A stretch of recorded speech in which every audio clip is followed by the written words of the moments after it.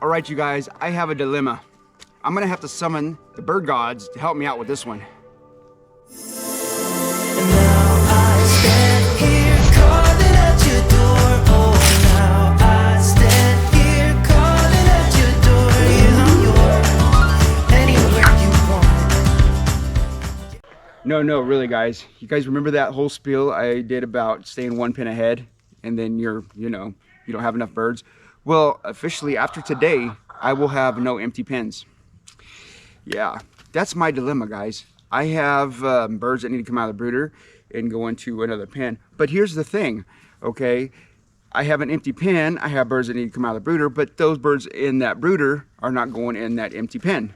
They are going in one of the other pens that are occupied, and those birds are going to go into the empty pen. But not only that, I have to like mix some birds, okay? So, putting them in new pens whenever you mix birds, it's a good idea. So I got to do a little bit of bird geometry here, okay? It's gonna be fun, guys. Thanks for hanging with me. It's a strange one this morning. Usually when I get up, the peafowl are at the front door waiting for their feed, but they weren't up there this morning. I wonder if they got a little stash of feed somewhere. Yeah, they're out back here, and well, I fed Gus, of course. Gus, he never fails to greet me in the morning. Right, Gus? Hey, Gus. Say hello to that YouTube guy. Does Gus want to be on YouTube? Yes, he does. Yes, he does, huh, Gus?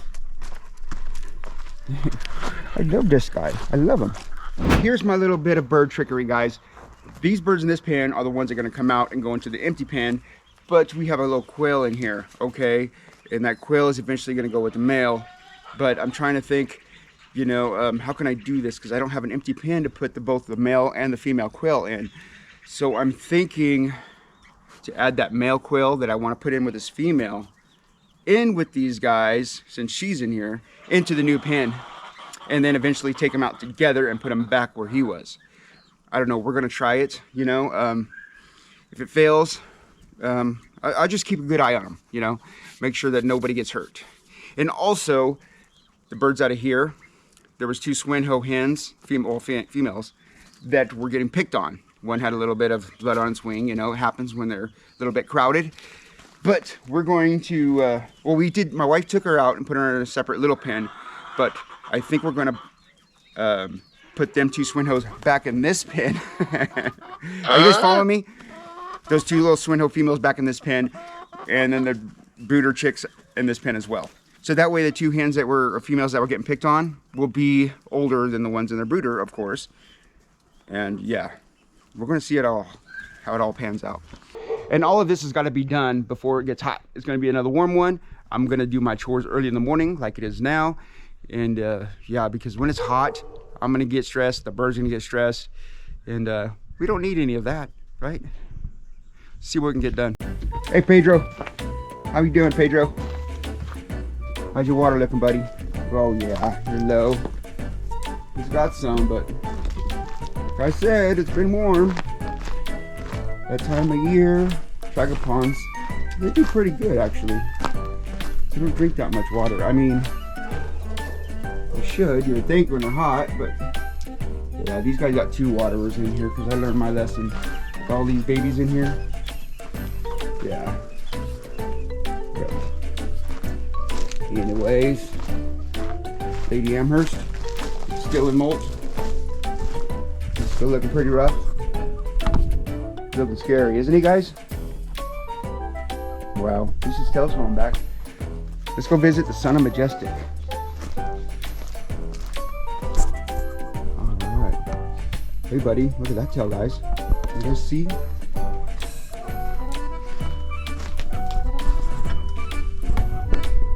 he is. Son of Majestic. The majestic Lady Amherst was his father. Swinho's looking good. Yeah. Oh, since I'm out and about making my rounds and checking on the birds, let me show you the male bobwhite that is going to get put in with the group. And they switch hens. It's going to be that one, I believe.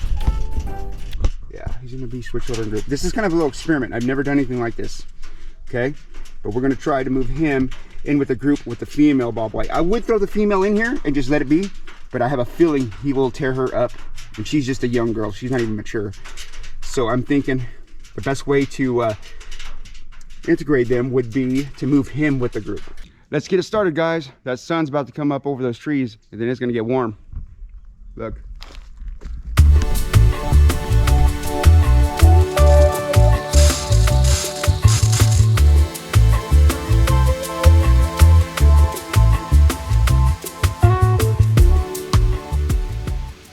Okay, so here's one of the male snowflake bobwhite quail. Thought since I had him out, I'd give you guys a good look at him. You see on this guy how he has the mask from the front of his eye to the back right there? There we go, right there. That is how you can tell a male. Now I'll break out the female and show you guys too. Okay, so here's the female. You guys see the difference? No big mask over her eye, just a little stripe behind her eye there. You know, she has more of a feminine look. Now I'm going to go in here and catch these guys one by one, but I'll give you a good visual of each one of them, okay? All right, guys. So this is my first hatch of the year. This Swinho male right here. Let me get a better hold on him. There we go. See, if you hold your bird like this, they're more relaxed. See that? Kind of hold them like a football. You know, like a running back would hold them. Anyways, this is my first hatch of the year. The Swinho. The male. Started getting some white feathers on his back there. Back of his neck. And yeah, it's a pretty good looking male here. But he was housed with that quail. So this older group right here, we are going to put in with the quail in. And of course the quail with these guys are just going to be temporary, you know. As soon as I can take the male and female out, the better. And I will do so. So we'll just see how it works. Okay, so while I'm moving these out, let me just show you guys, for example, how to tell male and female apart. This right here is a male. And you see the light color eyes, guys? You see the little teardrop? Especially on this side, you can see it better, I think. A little teardrop below the eye there. Sorry about that. Right there. Little teardrop there. And also, look at the red tail feathers in the back. Females are not going to have that. Okay, see that? I'm missing a few feathers in the back. That's what happens sometimes. But anyways, yeah, male golden pheasant here, guys. Okay, so now one of my females. See your eyes, how they're dark? You know, a lot of people can tell when they're younger than this, really small. I don't like to go by it because it's never 100%, because eye color does change. But at this stage right now, 2.5 months old, let's say, 3 months, pushing 3 months, you can tell, you know, she has the dark color eyes, no red in the tail. Yep, female golden. Oh, it's starting to get warm now. Anyways, guys, with my yellows, it's a little bit trickier, okay? Now this one, I am going to say she is a female. Her eyes are starting to get darker. They were blue for the longest time, you know, so if you guys are sexing these chicks when they're too young, it'll throw you off. But what tells me it's a female, not only is her eyes getting darker, but the feathers, the new feather development on her chest, it doesn't have that yellow tinge like the other ones, like her broodmates. I think I made all the birds mad. You guys hear them? And now here comes Ollie to protect the birds. Good dogs, right? And here's a male. See his eyes, how they're lighter color. And that teardrop right there is more prominent. You can see it very well. Sticks out more than the females. And also, look under his belly, guys. You see that yellow tint coming in? Definite male here.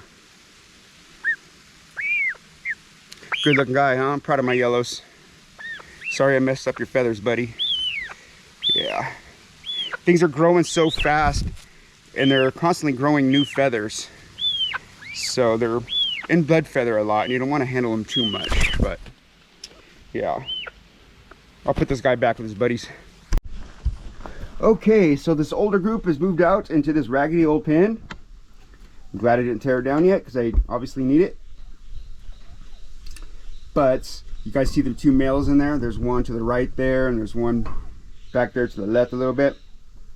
This is just temporary. I think it could be a little nasty if it even been here too long. But I just want them to get used to being with that female, because that female is going to come out with one of these males. Yeah, that's the plan. See the dilemma, guys? I had to move things around because I need the bigger pen for the chicks that with the most quantity, you know. So here's the females right here. They were getting picked on a little bit. This is what I mean. It's not too bad, but it is the start of something terrible. There was a little bit of blood on there. Now, when you have blood on a bird, the other birds, not to be mean, but out of curiosity, they will pick at it. It looks like a target point for them. They'll focus on that spot, and then they'll just pick at it and just until it becomes a terrible wound, you know? But since I got these girls out, let me show you how I can tell them that they're girls. See the striped tail there, guys? Female all the way. Males will be more solid color. Yep, two females right here. Good looking girls, huh? All right, you guys, are you following along? I hope I didn't lose you, okay? I have a lot of birds moving around, and what I'm trying to do is make it to where I can house them all, and I'm housing them with birds I think they can get along with each other, you know? Putting birds with these birds and switching things around. Got a couple feather picking issues, you know? So those two swin hoes that I just showed you guys, they're gonna be housed with some chicks I'm gonna pull out of the brooder, okay? And I think it'll work out. Them girls won't get picked on any longer. They'll be in there with some youngsters. So maybe they'll be able to protect themselves better. We'll see, but I'll keep you guys updated, you know? Don't forget to subscribe and like and do all that good stuff so you guys don't miss out on all their progress. Anyways, let's head up to that brooder. I'll show you guys what I got going on. Sheldon is gonna get moved in with these guys, okay? Because these guys are not ready to come out of the brooder, and either is Sheldon. Sheldon still needs that light. You know, peacocks are way more sensitive than pheasants or quail. So taking them out now, I think would stress him and only set us back. But I'm gonna put him in here with this group, and this will be his new group. And when these guys are able to come out, he'll be moved out with them.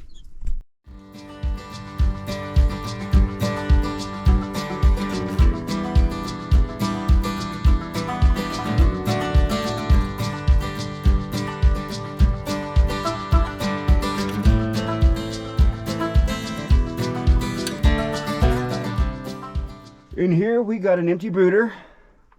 This is progress, you know. So I guess I am a pin ahead, right? I don't know, justification. Anyways, gotta clean this thing out for chicks that hatch today. It never really ends, does it, guys? Whew. You know, breeding season coming to a close, but chick season is here. All right, let me show you guys what I got going on so far. As far as the chicks and grow out pens and all that good stuff. Right here we have this group right here, all looking healthy and strong. It just seems like when I get them out into these grow out pens, they just take off, you know? They just plump up. Now here's the ones I just moved out today. This is Sheldon's group right here. Now I cuddled in the corner, of course they do this. Now of course I do set out extra feeders and waterers, so they have it no matter where they go in the pen. But yeah, they're gonna cuddle up right here. See, in the sun, the sunny area right there. They'll cuddle up to that because they took the light as a sense of security. You know, that heat lamp. Even though it's warm out, they still go to that light, like it makes them feel safe, makes them feel at home. All right, you guys, there it is. Another day in life of SplittinTracks Pheasantry. If you guys made it this far in the video, I appreciate you. All right, you guys, I'm gonna sign off, but before I do, I just wanna say that I wish my Tragopons and my Impians and my Clige, you know, were breeding and producing as fast as my Goldens and Lady Amherst, guys, and the quail. How about that, huh? Jeez. Lots of chicks. I got now 4 grow out pens, you guys, and I can't wait till next year, guys. We gotta hit it out of the ballpark with those Impians and Tragopons next year. And the Clige. But for now, we are Overrun with Lady Amherst and Goldens and Bob White Quail. And Swinhoes. Swinhoes, they always do their part. But anyways, guys, thanks for hanging with me. If you made it this far in the video, I appreciate you. And if you're new here, please like and subscribe and all that good stuff. All right, guys, until next time. Bye.